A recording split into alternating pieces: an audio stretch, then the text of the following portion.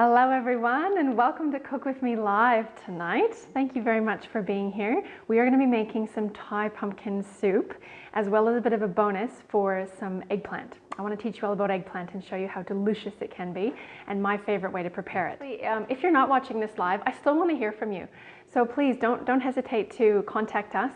That's why we put this all in the Facebook group, so that you can still type to us at any time. We check back there really frequently, and hopefully we can support you, if not exactly while you're cooking it, not too long after, to answer your questions. So please do that, even if you're not watching this live. Okay, what I am going to do though is I'm going to jump in straight away, because we've got about 40 minutes for this pumpkin to cook. So straight away, if you've just joined us now, I'd like you to get the oven started. So let's get that preheated. Just quickly pop it onto about 210, 220 approximately. We can crank it up a little bit more than we would normally for a cake or something like that. So put it on the regular bake setting and see if you can leave yourself a little bit of room. So we'd like to get the pumpkin down the bottom, and then we're going to leave room up top for the eggplant.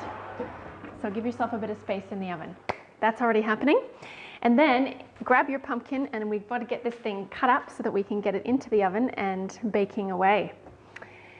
Okay, you are going to need a sharp knife as well. And if, for those of you teenagers that are doing this, please maybe ask for some help depending on how comfortable you are with big wieldy knives. Now, there is probably no extra special way to cut a pumpkin, other than if you had a vise in your garage and you could put that in the vise and do something with it so it was really secure. Otherwise, we kind of just have to get into it. So my favorite way to get into it really is just to put the tip in first, down through the center of the pumpkin, just because it makes it a little bit safer as we cut through the edge of the pumpkin. And then we can kind of wiggle our way through for this first cut. It's only the first cut that's really challenging, and then challenging to kind of get the knife out sometimes. So just give it another little gentle wiggle. Good. Okay, and then our next cut, as soon as we get that first wedge out, everything gets a little bit easier. So I like to go in the same spot that I started. Nice downward pressure, and then use the lever of the knife to get that next piece out. There we go. Okay, a lot easier now. So from here you can continue taking wedges out, if that was easy for you. There we go. Or you can go and get yourself a flat surface to the pumpkin. So once we've got this nice open flat surface, then we can put it down on that safe flat surface and cut our wedges like this. So I'd like to actually make sure we get thin wedges as much as we can, so that this cooks faster for us. And we're not going to worry about taking the skin off, because that's easier to do once it's cooked. So let's just get these nice thin wedges. Tip down first, most control, and then the base of the knife. Okay. And give yourself as much as you can flat surfaces whenever it works out, just as long as you feel comfortable and safe. There we go. Okay, this pesky little top bit, we might just take it off at an angle. That one doesn't even taste good cooked. All right. And like I said before, the faster, it'll cook faster if we can get it into smaller wedges. So that's kind of the goal here. Not too small, otherwise it might be a little bit of a pain to peel at the end, but I'll let you find your happy medium.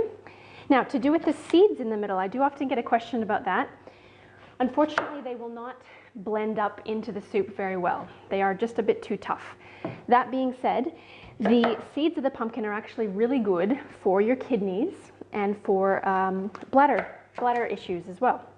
So that's another good reason to eat them. However, how we're going to eat them is not in the soup. So if you have a fair amount of seeds in there and you want to give this a try, see if you can separate the seeds. And this probably is a bit easier with a spoon. So grab yourself a spoon. And just quickly, we just want to kind of pull out all the seeds. So you might want to zoom in on this one here. We just want to pull out all the seeds, preferably not the flesh. So that's why the spoon is kind of good for carving it. Okay, and it shouldn't take too long, but these are just going to be so delicious. What I like to do is pile them separately on the roasting pan, and then we're going to give them a good roast along with the pumpkin. They might need a little bit longer beyond the pumpkin's cooking. And I just put a bit of a bit or a drizzle of olive oil over top of them with some salt. And oh my gosh, if you let them go really nice and toasty, they're absolutely delicious. And doing this extra step now will mean that we don't have to deal with it after when we're mashing up all of our pumpkin into the soup. So one little option here, and it prevents waste. So like you've probably heard me say before, you've paid for every gram of this pumpkin, so we might as well get it into your body in every nutritious way that we can. Okay. And then nothing special here. We just got to get this pumpkin onto the baking tray and as quickly as possible into the oven so we can get ourselves a head start on that one. Okay, so I just like to arrange the pumpkin wedges in the, I guess, baking tray. Grab yourself a nice big one if you can, or 2 baking trays, so that you don't have to overlap or overpile the pumpkin. Otherwise, they will take a bit longer to cook. And then I just kind of lay them in there. They can overlap a little bit on their edges. Okay. Get them all down. And this next step, you do not have to add any oil to this at all. Can't even say that it would necessarily affect the flavor because we're going to be powering it up with so many spices at the end anyways. So that's entirely up to you, but you could do a little drizzle of either coconut or olive oil on top of this now before we bake it. And I didn't leave myself a little bit of room for these seeds, so I'm going to put that right in the middle. A little bit of pumpkin seeds. Oh, they're so good. If you've never had home roasted pepitas, basically that's what they are, home roasted pepitas, hopefully you'll enjoy these. You don't get many out of a butternut pumpkin. If you're using a butternut, it's probably a different story. They're not my favorite, but that's entirely up to you. Okay, so like I said, you don't need to do the olive oil. I'm just going to focus mainly on the seeds. Just want to give them a little bit of extra olive oil, and we could do a little drizzle just for good measure. A good pinch of salt on the seeds in particular. So it doesn't have to be on the pumpkin. Give it a good little sprinkle on there. Okay, so straight into the oven. Let's get these happening and then we move on to the eggplant.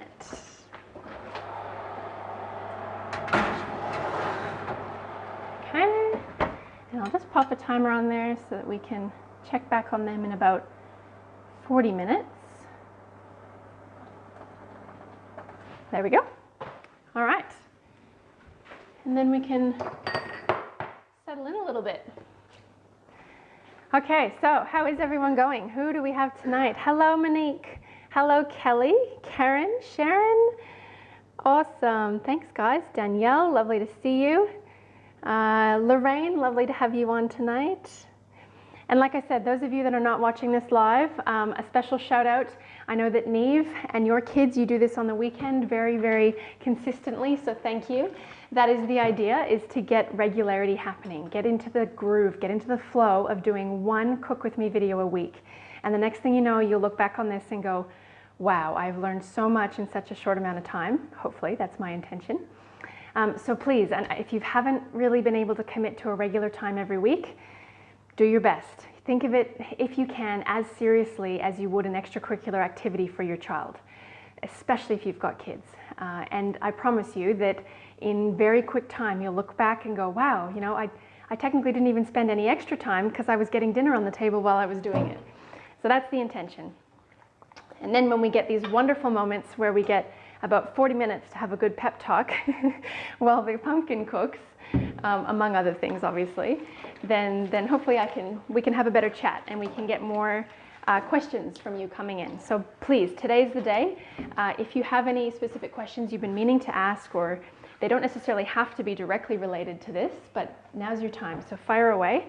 And otherwise, I've got a bunch of information for you on eggplant. In particular, I want to talk about nightshades, and let's get into the details of taste, your taste on your tongue. And the reason why I'm taking this pumpkin soup down the Thai sort of inspired path is because a lot of people love Thai food. And why is that? Generally speaking, Thai food is really good at targeting all the surface area, all the different areas of the tongue that are responsible for taste. So now that I've opened up that tangent, we might as well go there. So the tongue is an amazing, I guess it's an organ, I guess, part of the body, piece of the body. And there are actually different areas, physical areas on the tongue that are responsible for different tastes. Now, without confusing you, taste is different than flavor. And I think I've mentioned this before. So flavor is the difference between an orange and an onion. So one is orangey, one is oniony. And taste is sweet, salty, bitter, sour, and umami, according to the Western culture, if you will. So umami is the biggest part of the tongue. It's the center part of the tongue, but there's actually the fewest amount of taste buds in that area. And umami is responsible for the savory taste. So that kind of rich red meat flavor, or strong mushrooms or cheeses, or that really kind of savoriness in food. That's umami. Sweet, salty, sour, those are fairly straightforward. Bitter are things like your greens. So that's why a lot of kids are challenged with eating green foods, is because technically speaking, they are considered bitter. But we need them in our diet, absolutely need them. And the bitter parts of the tongue are towards the back. Sweets toward the front, and sour and salty are on the edges. So when it comes to taste, and in particular with Thai food, they've figured out how to target each of those areas of the tongue in one dish. And the idea behind flavor and the idea behind taste is that most people that go to bite into a particular food will love it if there's more of those areas of the tongue targeted. So it's basically like there's more areas of stimulation, and therefore there's more flavor, there's more, excitement to the tongue, more excitement to the palate if we target all of sweet, sour, salty, and umami in one dish. Okay, and bitter, but obviously not too bitter. Bitter is one of the hardest ones to come back from, or to recuperate from. All right, so when it comes to Thai food, the way that they do this really well is by using a bit of spice, so a bit of heat. They use a bit of salty something or other, so it could be fish sauce, it could be extra salt, it could be not necessarily tamari in the case of Thai food, but those types of saltier ingredients. And then with sour, they use a lot of lime, they use a lot of lemon, and the umami is coming from the dish itself. So whether that's the herbs, the spices, the flavors, the meat they put it with, or the mushrooms, for example, tomatoes are even high in umami. This is how they build flavor, okay? So what we're going to do today, we're going to talk about how you can customize your Thai soup, just so that it, I guess, meets your palate, because everyone's palate is very different. And it's a really good skill to start practicing so that you can adjust any meal that you are making, basically, is to adjust it with the tastes. All right, now let's move on to the eggplant. And guys, keep in mind, yes, if you have any questions or if I glaze over something too quickly, please do ask and let me know here what you've got. Okay, eggplants. I would like to know who's comfortable already with cooking eggplant, or who is maybe having it for the first time tonight. Hopefully you were brave enough to go and get some. It is one of my favorite vegetables, but I do find that I have a very preferred way of preparing it. So it's not one of the more versatile vegetables in my personal opinion, but it is one that my favorite way of preparing it is going to be in rounds, in slices. We're going to grill it under the oven, going to let it get nice and soft. Before we put it into the oven though, we're going to baste it with some olive oil and spices. And then we're going to flip it partway through the cooking, and we'll add some, if you can either add cheese, you can add Parmesan cheese. I'm going to be adding my macadamia nut cheese, which is dairy-free. So I'll leave that one up to you. Okay, so first step with eggplant, just cutting the top off as little as you can. Okay, so just hiding under those leaves, just as little as you can. I'm going to do both because I absolutely love this stuff. And it actually shrinks down a lot when it cooks, so don't be deceived. It's going to start out quite big, but then probably per serving, by the time this cooks, I would probably eat, well, I love them, but by the time these shrink down, I would easily have that myself alongside the soup. If I'm feeling a little bit gluttonous, I might have another extra bit. So just to give you an idea, that's roughly going to be one adult serve along with the soup. So hopefully you've got enough eggplant there as well. Okay, so I'm just putting it into rounds that are approximately 1 centimeter thick. So not quite, definitely not an inch thick, but probably about a centimeter or a bit less if you like it nice and soft.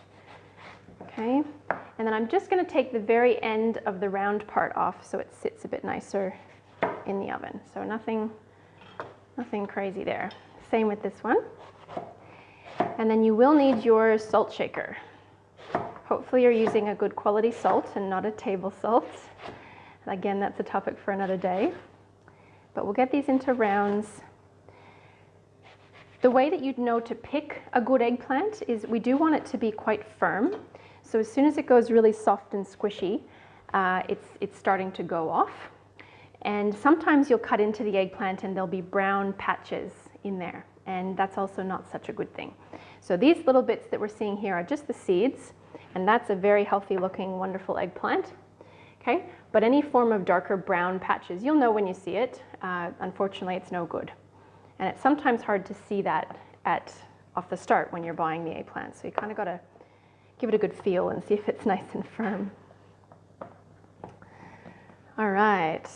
Welcome, Jan. Welcome, Nick. Angela, maybe you're on with Jasmine tonight. How are you guys going? Please give me a little hello and let me know if anyone else is in the kitchen with you tonight. Okay, so I've got the eggplant just arranged out flat, and basically all we're going to do here is sprinkle the salt over top of it. Now, why are we doing this? Okay, eggplant can have a tendency to go a little bit bitter. As a matter of fact, it can go really bitter. And the problem is that you don't necessarily know if it's going to be a bitter one when you cut it open like this. So this is a precaution step. There's times when I haven't done this and I've gotten lucky and it wasn't bitter. And then there's times when I've skipped it and Murphy's Law, and unfortunately, I find it inedible. If you do get a bitter one and you haven't salted it, it's that bitter, it's that inedible. So we just put that little sprinkle of salt on there and we're going to let that sit, and naturally that's going to draw out any of the bitterness that's in there with the moisture from the eggplant, and then we're going to dab it off before we add the oil. Okay, so just a little sprinkling of salt. Generally speaking, there's no need to do both sides. I've tended to get lucky, I guess, on that respect. You don't need to do the both sides, but that's one trick to make sure it's not bitter. So whenever you prepare eggplant, I would recommend doing that. I know it seems like an extra step, but it'll potentially save your dish. Okay, I still want to know who's had eggplant before and how have you had it, because lots of different ways. Some of you probably have had baba ganoush, which is kind of like hummus. That is an eggplant base instead of a chickpea base. So maybe you've had baba ganoush, bit of a funny word to say. Try and say that 3 times fast. And what other ways have you had eggplant?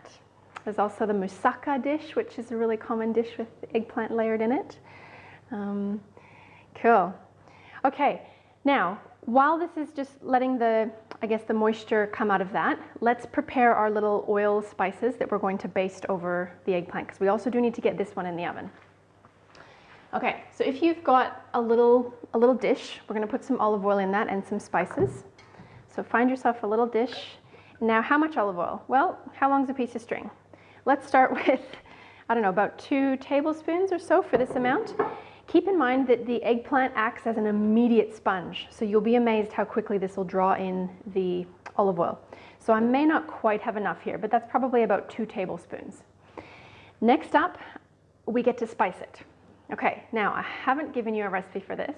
If anyone's already freaking out, please don't. I'm going to show you how easy it is.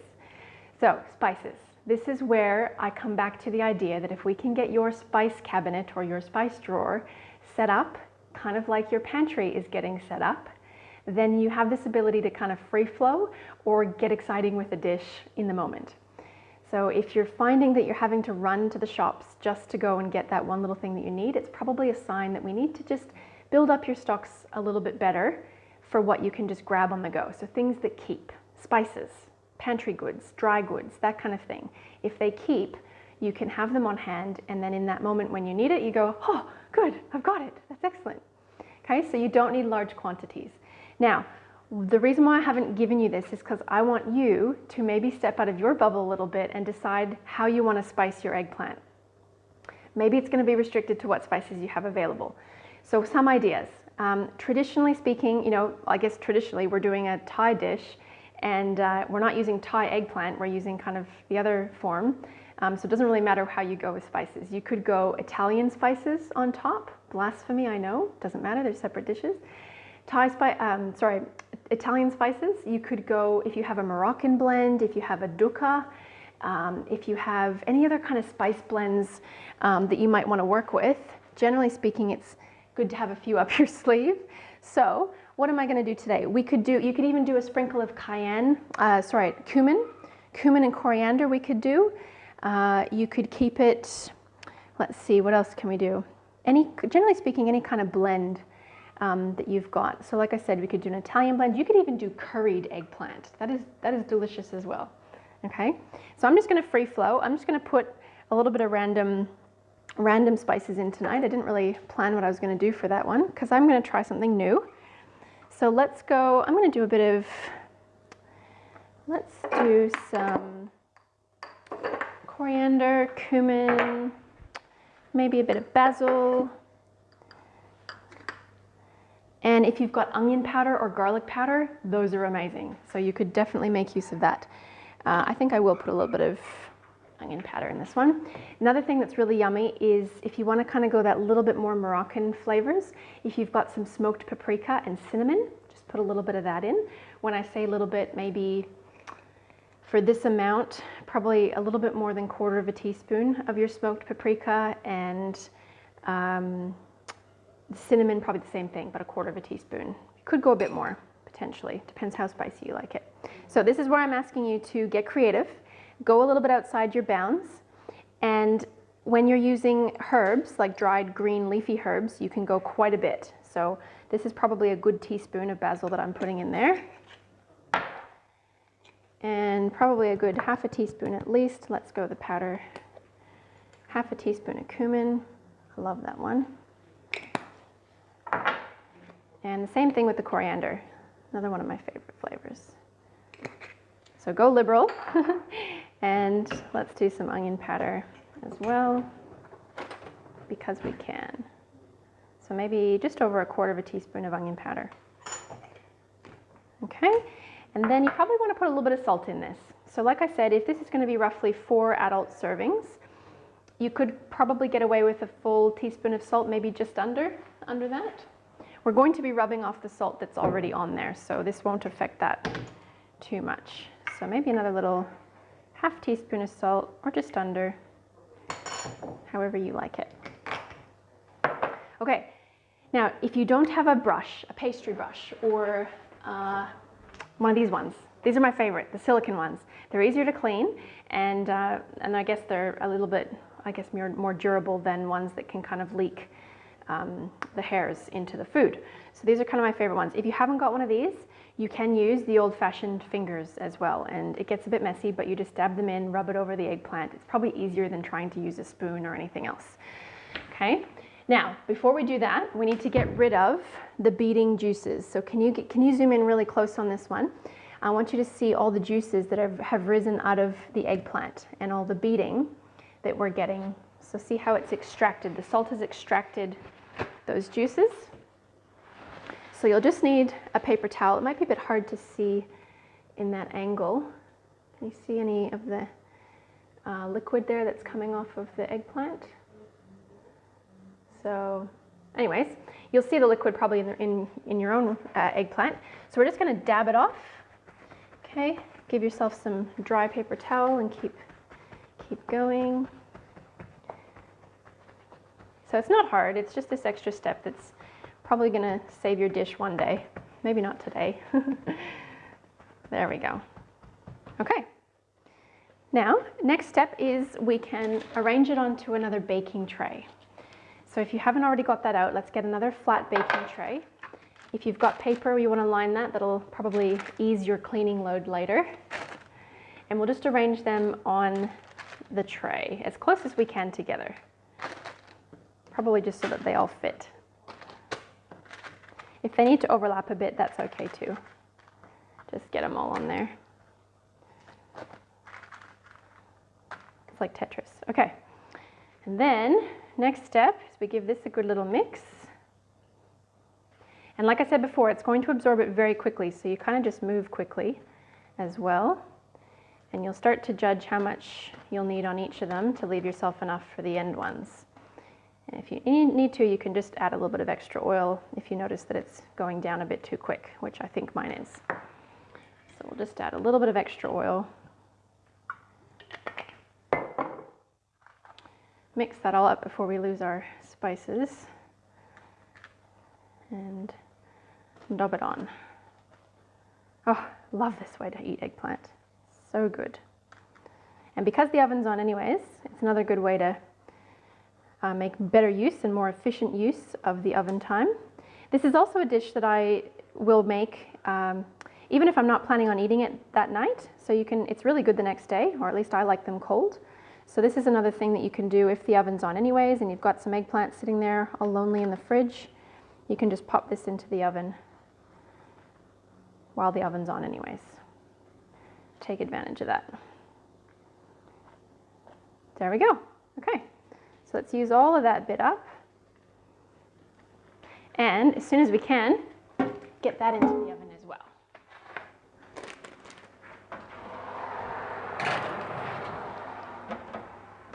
Okay.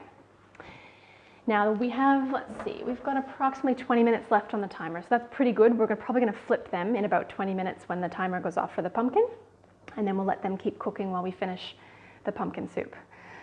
Okay, how's everyone going? Hello, Denise. Are you on with the kids? And Amanda, maybe you and Zoe are on tonight. Thank you very much for being here. Who else have we got? Do you guys have any questions? How are we going? Need a spice drawer like that, do you, Nick? I can probably hook you up. I'm still in the middle of adjusting all my spices because I want all the wide opening jars. Just have to get organized myself. Okay, so definitely if you have any questions, let's talk more about eggplant and particularly the nightshades, because I really want to clarify that one up for people. I think there's a lot of misconception around the nightshades. Maybe you've never heard them referred to that before, but the nightshades are considered eggplant, capsicum, tomato, and potato. So those are the 4 foods that fall under the nightshade family. Now, the reason why I wanted to bring this up is because there's a lot of confusion and there's a lot of myths out there about nightshades. Okay, so first of all, not to be confused with the term deadly nightshade. And this is why a lot of people get confused, is because they think, oh, isn't that the deadly nightshade? So the deadly nightshade is one that's in the same plant family as those 4 vegetables. However, it's a completely different plant. And it's also known as belladonna. And it's an inedible poisonous weed. Okay, so it's nowhere near, it's not even growing near those vegetables. It's a very different object. So do not get those confused. Nightshades versus the deadly nightshade, which is the belladonna plant. Okay, that's the first thing. Second thing is people say, oh, well, the nightshades are high in oxalates. Okay, now for those of you that don't know exactly what an oxalate is, it is an acid. It's a chemical component of a plant. And there are a lot of benefits to oxalates in the body, and it's quite beyond the scope of tonight's discussion. But the moral of, I guess, what I wanted to bring across about oxalates is, first of all, nightshades are actually relatively quite low in oxalates compared to other foods that we eat and love every day. So things like spinach and chard and a lot of the other leafy greens, even parsley, is relatively high in oxalates. The reason why people feel that oxalates are kind of a problem is because they are said to prevent the absorption of calcium in the body. Now, some of the misconception around that is to do with the amounts and how it actually behaves physiologically in the body, and there's a lot to it. There's a lot more to the story than eating oxalates makes me not absorb calcium. It's not that simple, okay? So generally speaking, there are 3 very rare conditions in the body. If you happen to have one of those, then it means you need to have a very restricted oxalate diet. That's fair. But those are 3 very rare conditions. Otherwise, only about 20 to 40% of the oxalates that are in our body actually come from our diet. So the rest of the oxalates are created within the body. So what we put in our mouth is only responsible for about 20 to 40% of the total oxalates in the body. Now, why are oxalates a problem on top of the prevention of calcium? It's because they're said to help and assist the formation of kidney stones. So people that get kidney stones and buildup of these issues in the body have high levels of oxalates in the body, but it's not necessarily because they're eating a lot of oxalates in their diet. So without, I said, getting too crazy into the science, I just want to say that that is not a reason to stop eating nightshades. If that was your belief that they're high in oxalates, I shouldn't eat them, do a little bit more research. I encourage you to look into it yourself, and hopefully you can then start eating these 4 other amazing plant and vegetables into your diet as well. The other little myth that I want to bust on that one is a toxic component of it that they're said to have called solanine. Sorry, I think I might be getting that one slightly incorrect. Anyways, it's a component that is said to be toxic, but it is only ever possible in potatoes. And it's what happens when the potatoes have green patches on them. So you know how they say don't eat green potatoes? Solanine, sorry, it's called solanine. So when the potatoes turn green, they have that concentration of solanine, don't eat the green bits. The other vegetables are not, it's not even possible for them to have solanine, so don't be scared of them for that reason, okay? So moral of the story is, let's not be scared of nightshades, but do your own research. Please, I encourage you to do that, look into that a bit more. Funny enough, the reason why they're called nightshades, I forgot to cover that one off, very interesting, is often because those plants love a little bit of shade. They grow in a little bit of shade. And also, they tend to flower at night. Some of them do. And if you're into biodynamic farming, interestingly enough, biodynamic farming recognizes all parts of the energy of the plant. And it understands that during the day, the energy of the plant it's to do with the moon cycles. But basically, the energy of the plant can be in the part that's above the ground, or the energy of the plant and the nutrients can actually go down into the roots. So in the nightshade family, they say that we're supposed to be harvesting nightshades at night, because at night, it's when it brings all the nutrients and all the goodness up into the actual plant part that we eat. Whereas during the daytime, it sends it all into protection, because they're very delicate components of the plant. It sends it all down into its roots. So just another little bit of trivia there as far as nightshades and why they're called that. Hope that's helpful for someone. But definitely some of my favorite foods. And how could we live without tomatoes and potatoes and capsicum and I just love it, and eggplant, okay? All right, now Denise, is your question, is the pumpkin in the oven? Yes. Okay, so you don't have your sheets in front of you? Yes. We've got to get the pumpkin cooking because it's going to take about 40 to 45 minutes cooking, so definitely get that one in the oven. Who else have we got? Hello, Kelly. Okay, Angela, good question. Can you mix the cauliflower and the eggplant into a dip if you have leftovers? Definitely, and I can tell you're already developing your lateral thinking. That is awesome, okay?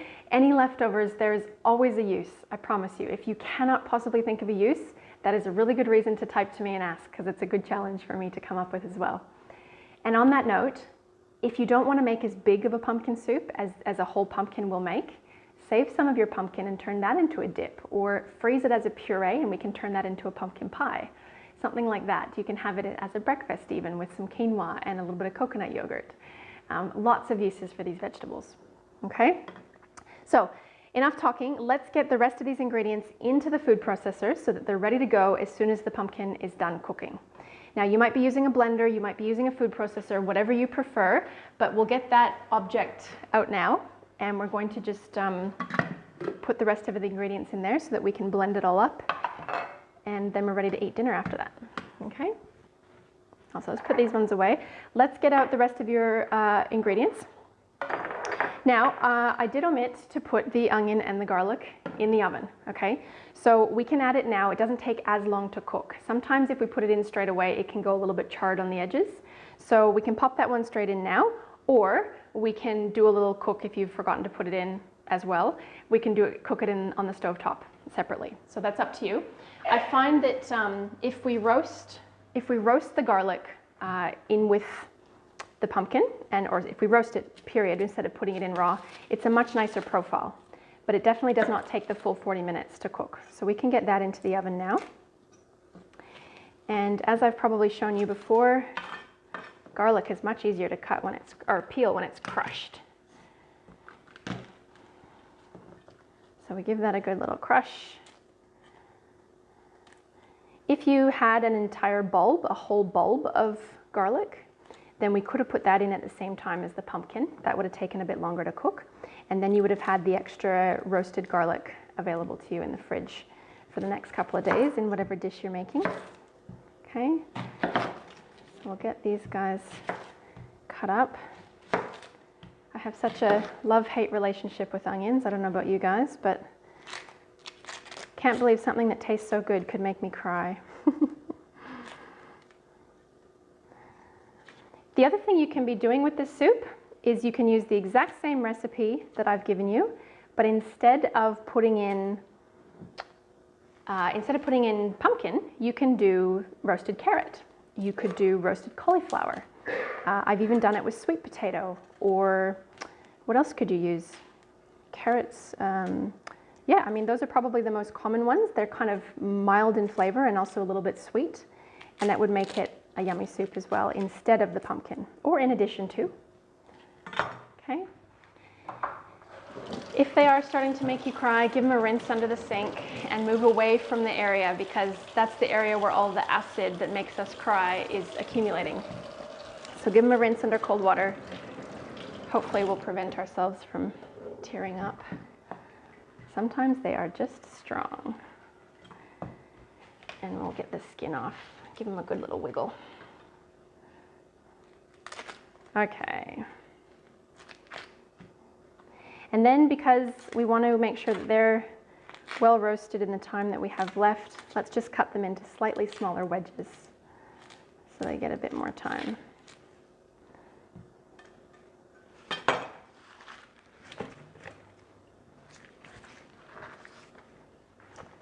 Okay.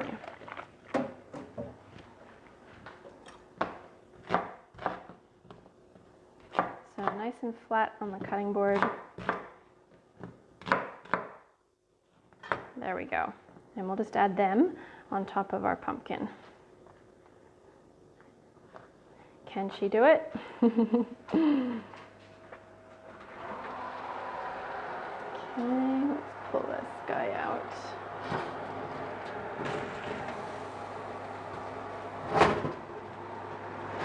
There we go. Okay, so we'll get a little bit of a roast on them happening. Okay, so rest of the ingredients into the food processor. We need to do some fresh grated ginger. If you don't have fresh grated ginger, that's all right. We could probably get away with powdered dried ginger. Another reason why you've got to have your spice cabinet up to snuff and organized. I've got some fresh stuff here.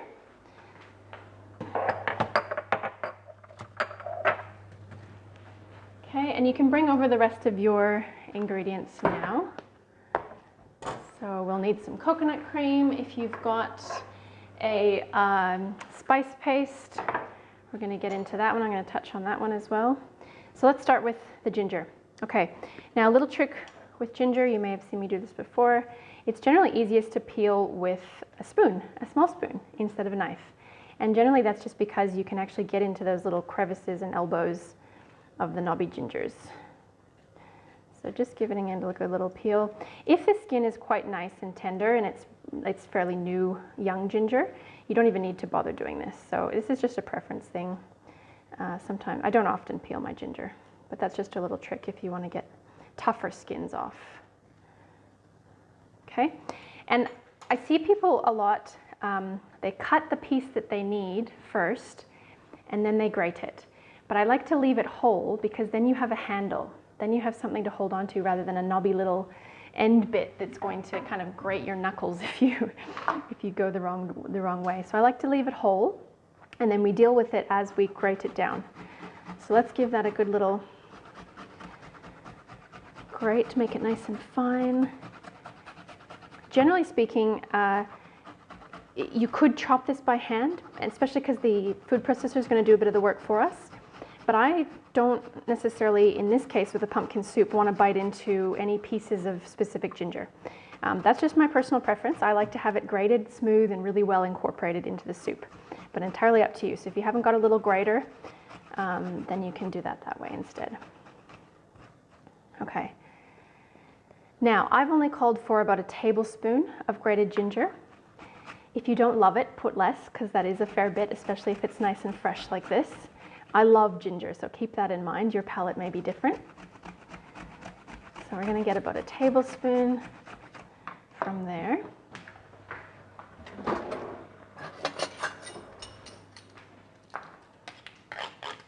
approximately so you get a bit of an idea for next time when you go to make it.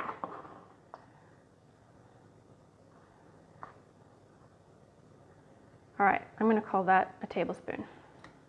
So we've got our ginger, cleaning as we go. That's what's nice about having time to do that. Clean as we go. Okay, and then we're going to need some olive oil and some broth liquid. Now, if you don't already have homemade broth ready to go in the freezer, then what you could do here instead is, if you've got a stock paste made in the fridge, for example, like a concentrate, those of you that have Thermomixes probably have that as a recipe that is one of your staples. So you can be using the stock concentrate and adding water instead of the broth liquid.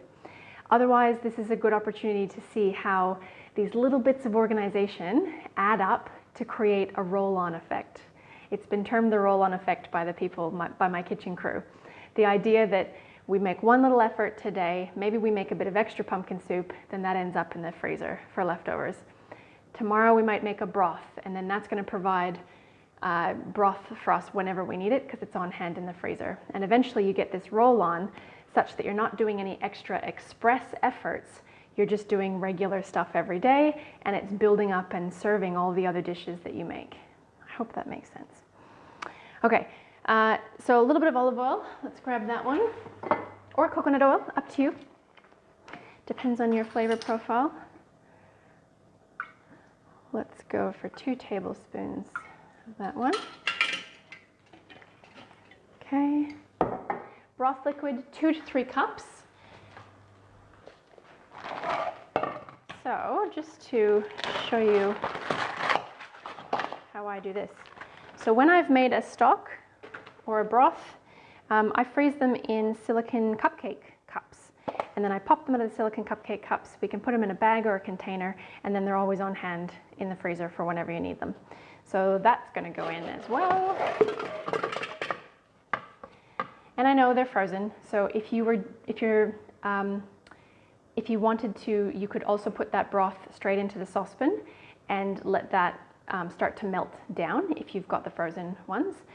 In the case of the Thermomix, we can just turn it on to heat and let that happen while we finish adding all the other ingredients and then waiting for the pumpkin.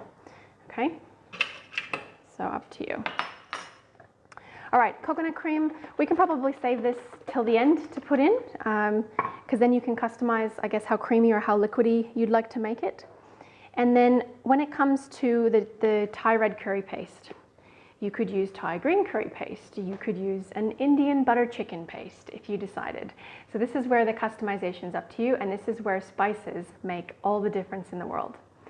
Now, this is probably the most packaged form of anything you'll see me use on Cook With Me. But the reason why I am showing you this is because the reality is, for most people, they're not going to sit there and make their own Thai red curry paste, especially when it involves delicate things like lemongrass. Not delicate, but they need a lot of preparation and a lot of it to achieve that. So lemongrass or kaffir lime leaves or kaffir lime zest, these types of things are not necessarily common in our kitchens. So in this case, and provided, I hope this brand is telling the truth, there's actually no numbers. There's no chemicals, additives, anything. It's just garlic, red chili, lemongrass, shallots, salt, galangal, and shrimp paste, kaffir lime peel, and pepper. So again, I'm going on a little bit of trust in that company. Hopefully they're not doing me wrong. And I love this stuff, and it saves me having to do that every time. Do I make my own Thai red curry paste ever? Yes, definitely. But for the sake of tonight, pumpkin soup is meant to be a simple thing, especially if you've already got the pumpkin cooked from, say, the night before. You can whip up a pumpkin soup in literally under 20 minutes. So I like it a little bit spicy. I'm going to go a little bit more than a tablespoon. So let's do that one. And a little couple sprinkles more. Okay. If you want to get really technical and really chefy, the proper thing to do would be to fry that off first at high heat, because it's got the shrimp paste in it, and to extract those extra flavors from the spices. But I'm going to trust that because it's been in a paste form already, that I'm not going to need to do that. It would be nice, but I'm not going to complicate it. Okay. All right, now, if you don't have the red curry paste, definitely you can use fish sauce. But please, again, check the label of the fish sauce. Make sure that it doesn't have other numbers, chemicals, additives, that kind of thing, okay? Any other questions here? Okay. Excellent, Karen. Yes, making a broth from your leftovers from your green juice. Yes, where did I purchase that red curry paste? These are pretty much available in most supermarkets and also the Asian stores around the place. That one's a pretty common one here in Australia, so you should be able to locate that one fairly easily. Otherwise, there's lots of other good brands, I'm sure, but we just have to make sure, again, for at least it's important to me, is to not have other additives, unnecessary additives, okay? Okay, so we've got that in there. Now we just need the juice of a lime. This is a lovely bush lime. Delicious. Probably gonna be a touch sweeter too. So let's just get all that juice into there. If you're not so sure about the lime juice and the sourness of your palate, you can save the other half of the lime to add after, or to add to an individual bowl. Okay. Oh, and I guess while I'm on this topic, I see a lot of people waste a lot of juice. So most people just put that in the first time, do the juice, and then call it good. But I like to take it out, set it back up again, and fold it in half, and you generally get quite a bit more out of it after that. So do that extra step and get all that extra juice. Don't waste any of it. Yum. Okay, so I'm going to leave that extra half for the end so we can taste it as we go. And then if you don't know the spiciness level of your paste, wait. Do not put the chili in yet until you've had a chance to taste it. Same as your salt. So you could wait until the end, season it up at the end with the salt. That is an immediate reaction that you can check, so you can tell exactly if you need more or less in the moment. And that's about that one.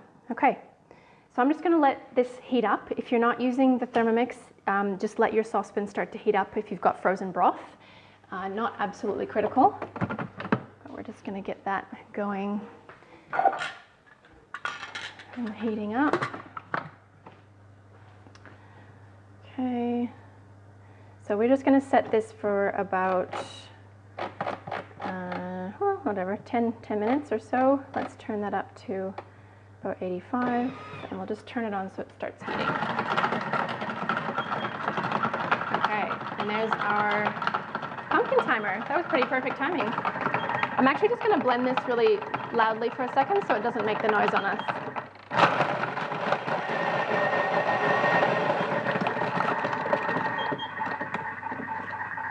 Okay, crank that one up a bit. All right, now the pumpkin's probably not quite done yet, so just take a fork and give it a good check. We want it to be really soft and well roasted to get the best flavor out of this soup.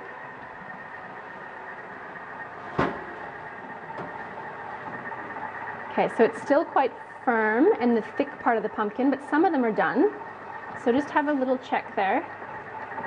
We're very close. I'm going to give it just a bit longer. But while we're here, we're going to take out that eggplant. And we can flip the eggplant.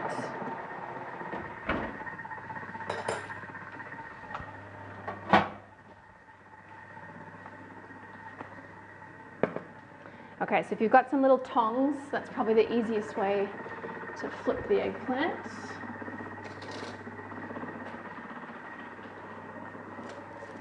So they're starting to soften. See how we've kind of got that soft, squishy texture happening. We just want to get a little bit happening on the other side. Grill it down.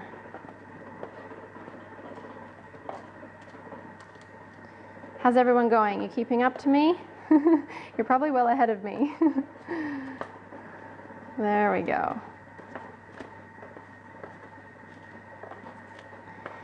Sometimes I even make the leftover eggplant slices into little mini kind of sandwiches the next day, or I just have them alongside a salad as a treat. Sometimes I put them on top of a bit of rice and beans with salsa and guacamole, whatever you feel. Okay, so let's give that just another 10 or so minutes. We really want that pumpkin to be well roasted so that we extract and concentrate the sugars in the pumpkin. That's what makes it absolutely delicious, and it's the biggest difference between a bland pumpkin soup and a delicious one. Generally speaking, the bland one is made from boiled pumpkin, whereas a nice flavorful one has taken the time to roast it, so it does make a big difference. I've had many people say to me who've tried my pumpkin soup, "Oh my gosh, what's your secret ingredient?" And that's all it is you got to roast the pumpkin, not boil it. Okay, so we're very close with our eggplant and the pumpkin. We've got that heating down. Basically, the next step, you can decide at this point whether you want to put the skins of the pumpkin into the soup or not. Personally, I love it, but I'm going to show you how to do both ways.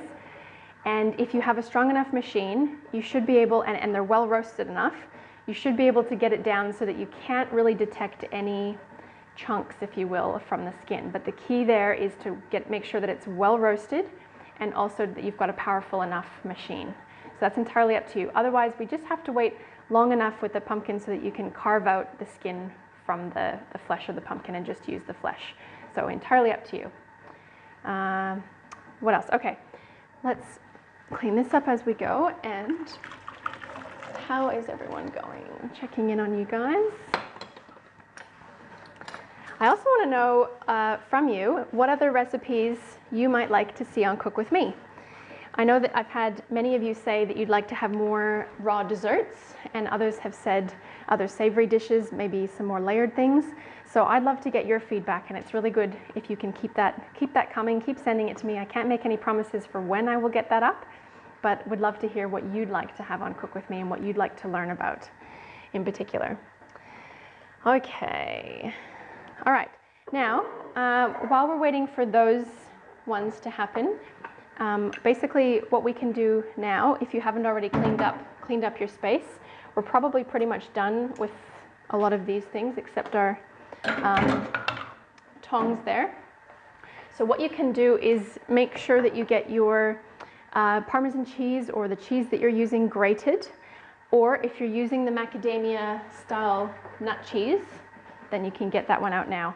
So this one we cover in another Cook With Me session. I believe it's the 15-minute pasta sauce recipe. So basically all that is Parmesan cheese, as in it sort of tastes like it, but it's made from macadamia nuts, sesame seeds. I've even toasted the sesame seeds, so they have that more kind of rich, toasty flavor. A bit of salt and a bit of nutritional yeast, but you can put any kind of nuts that you like into that, or just seeds if you can't have nuts. And I keep that in the fridge pretty much at all times. We sprinkle it on top of any savory breakfasts. We have it on pizza, sometimes we have it on pasta. Anywhere that you want a little bit of, not quite a crunch, but a little bit of extra something on top. A bit of salty, yeah, crunch, I guess. Crumble.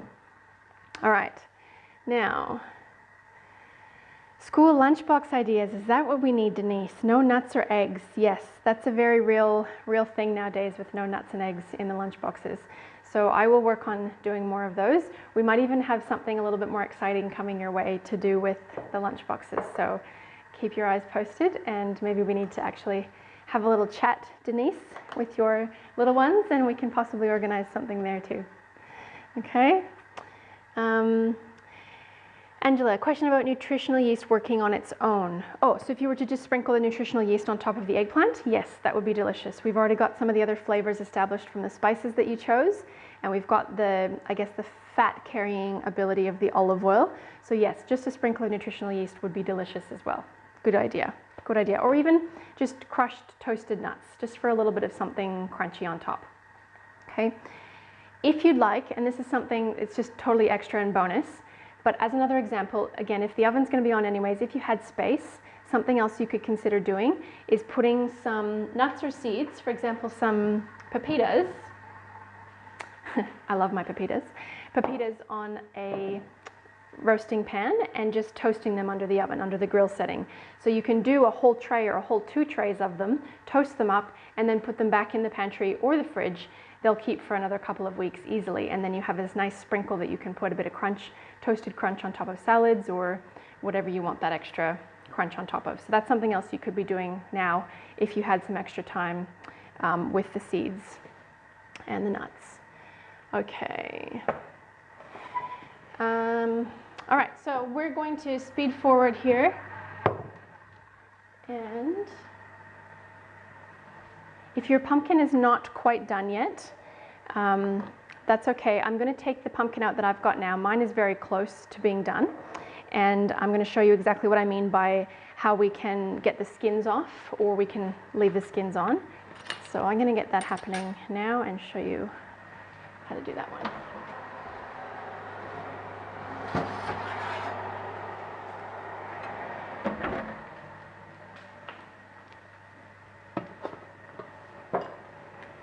All right, so we've got some nice kind of toastiness happening to the seeds, but they do need to definitely go back in because they need to be quite well crisped.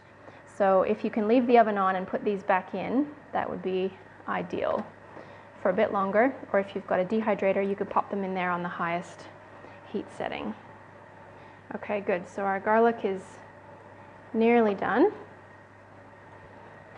Now, in order to take the skins off, a couple ways to do it. Try and get yourself, hopefully you have options in your spoon drawer. Try and find a sharp edge spoon, as in a thin spoon, as opposed to a thick edge one, because it'll make this job a little bit easier. Okay, whoops. And all we want to do is, this is also easier when it's fully cool. I'll try and do this facing you. Is we want to just scoop under the skin and push down until we get it separated from the skin. If you're doing it while it's still hot. Obviously once it's cool, it's easy because you can handle it. But that's kind of the technique for getting the skin off, if you want to get the skins off. Like I said, I'm going to actually use the skins because this is an organic pumpkin and there is definitely value in the skins. Okay, so it can take a little bit extra time, but I find that instead of peeling it with the knife while it was raw, this is A, easier, and B, will give you less waste. Because oftentimes the fact that the pumpkin doesn't have, or it has round edges, means you're going to cut off parts of the pumpkin that you could have otherwise eaten had you done it now when it's cooked. Okay, so that's kind of roughly how I think is the easiest way to get the skins off. And then you can do an extra little swipe to get a little bit more off as well.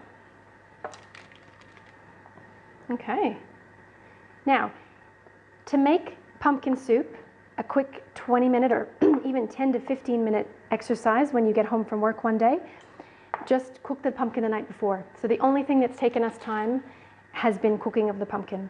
So if that's already cooked, all you have to do is blend it up and then reheat it, either in a saucepan or however you want to do that. You can even do it in a slow cooker throughout the day if you've got a little bit organized in the morning. So entirely up to you there. Okay, so let's call that good on those ones and get this into blend.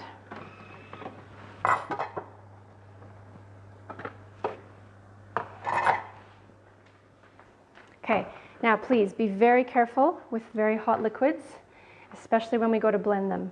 And make sure you're only putting in as much as your piece of equipment can accommodate. Okay, so we don't want to overfill a blender or overfill a food processor. If anything, err on the side of caution and put less, and then we can always just transfer it out and put it into a saucepan from there. So I'm going to do some with skin, some without, and see how we go. Okay, so I'm well beneath the minimum limits there. Let's also get some of those onions and the garlic in there. Make sure we get the best blend happening.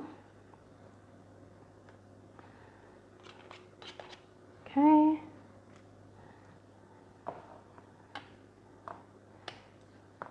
And we'll put this on to blend very carefully.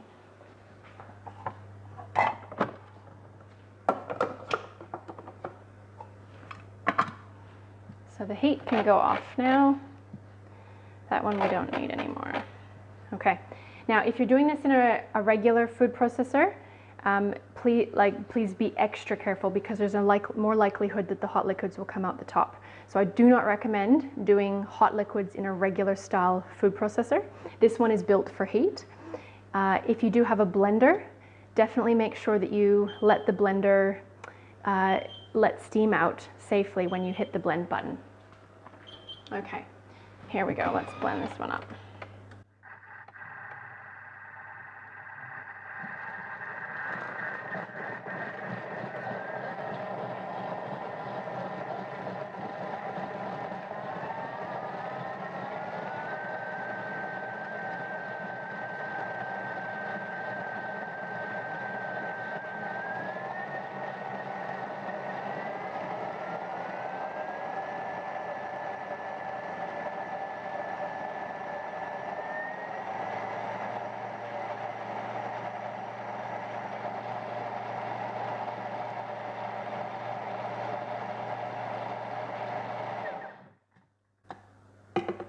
Okay.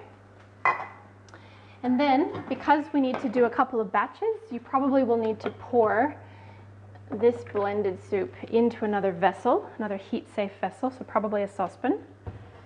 And then we can combine the two mixtures and taste it at the end. Okay, so the rest of our pumpkin, and then we can also put our coconut cream in. That should bring it to a nice temperature, ready for serving.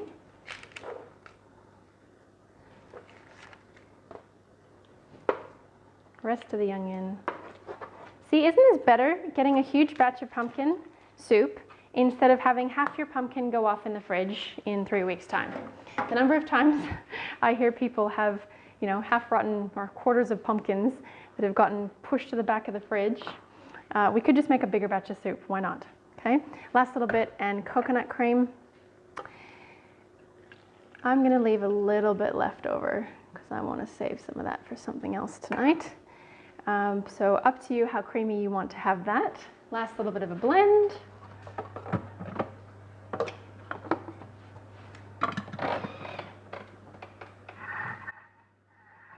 Okay, and then I'm just going to grab the eggplants.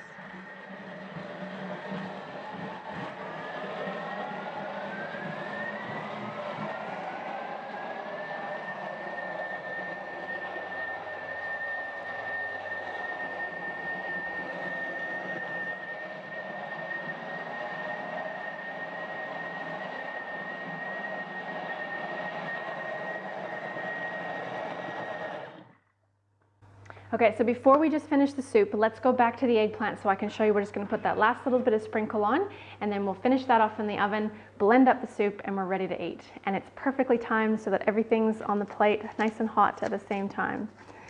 Okay, now this is purely for looks, but notice how much prettier, well, I think it looks prettier having the dark spiced side up. So we can flip those back over.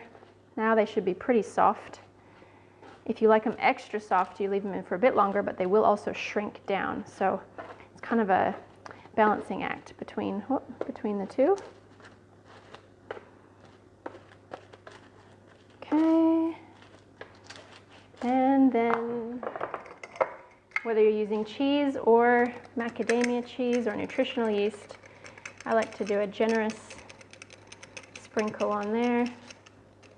And all those bits that fall down the bottom on the paper, believe me, they're not going to go to waste. So once I've plated up and served all the eggplants on the plate, I'm going to scoop up all those extra bits and pour them on top. So they're not going to go to waste, don't you worry. And back in the oven, just for a little toasting. If you're using cheese, obviously to melt the cheese.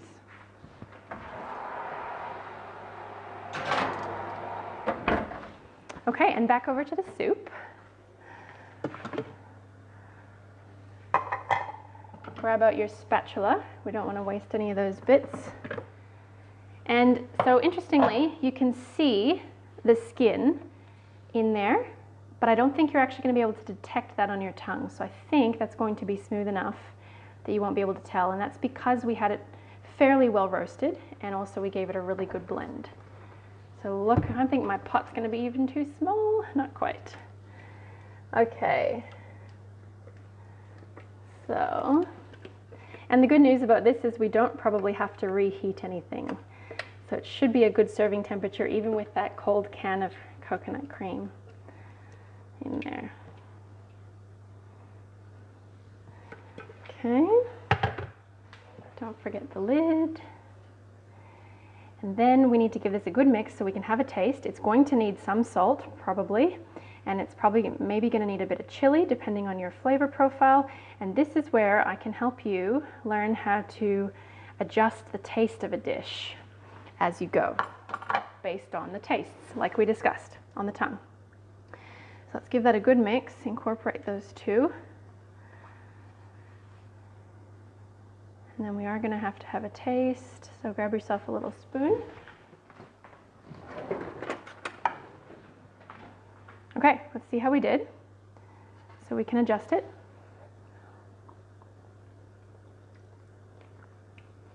Okay, so when you taste something like that, what we're looking for is there enough, well, what's the first thing that you got? For me, the first thing I got was heat. Now, I like heat, that's great. Do we want to balance that? Is there enough acidity? Okay, so does it need maybe a little bit more lime? We did keep half the lime out. Does it need a little bit more salt? Do we have enough of the saltiness coming through? It's probably not lacking flavor, or hopefully it's not lacking flavor. So generally speaking, the pumpkin is sweet enough. We don't need to tackle the sweet tastes. And the flavor generally will be coming from the curry paste that you put in, the onions, the garlic, the ginger. Okay, so it shouldn't necessarily need any more flavor. We just may need to enhance that flavor with a little bit more salt. I am going to put some salt into this. Like I said, we haven't got any in there yet. I'm going to measure just so we know for next time. Particularly, I mean that for you, so you know exactly what you're doing for next time, especially as you go away from any recipes. So this, I'm going to start with a half a teaspoon and see how we go from there. So half a teaspoon of salt. I don't think it needs any more heat. I don't think it needs any more acidity, but let's see how we go with the salt. And the other thing I want to bring up is that if ever you're in doubt, so let's say you have this theory that maybe it needs a little bit of something random like balsamic vinegar, and you go, I wonder what that would be like. All you need to do is get a little tiny bowl, put a little tiny bit in your bowl, add your ingredient that you're not so sure about, and test a little tiny bit before you potentially ruin the whole soup. Okay? So that's your way to test anything. Honestly, you do a little tiny bit, add a little tiny bit of your theory, and see how sane or insane your theory was. You probably get lucky. Never know. Okay, so give that a good mix. Have another taste. The other thing to keep in mind when you taste it, different to when you taste salad dressings, for example, is a salad dressing needs to be really punchy off the start, because that salad dressing is going to have to carry its flavor all through the entire salad that you pour it over. Whereas with a soup, you want to be able to keep eating an entire bowl of it. So we don't want it to be too punchy like we do a salad dressing, just to keep that in mind. So I'm actually really, really happy with that. That tastes delicious as far as a Thai soup goes. If you think it needs a little bit more Thai, you could still add a little bit of fish sauce. You could add a little bit more lime. Like I said, those are the kind of the quintessential flavors. But hopefully you can start playing with those palettes on your tongue, taste profiles on your tongue, and practicing your skills. Okay? So as far as serving this up goes, that's all we have left to do. Let's get your pumpkin soup into a bowl. Some little serving suggestions is if you'd had some toasted pepitas, those are delicious to go on top. Okay, or you can save a little bit of that coconut cream like we did. Now these aren't toasted, but I like them anyways, so we're going to put some of them on. Okay, how about a little bit of coconut cream? Give that a good little drizzle. If you had coconut yogurt, that would have been equally delicious. And then last but not least, our eggplant.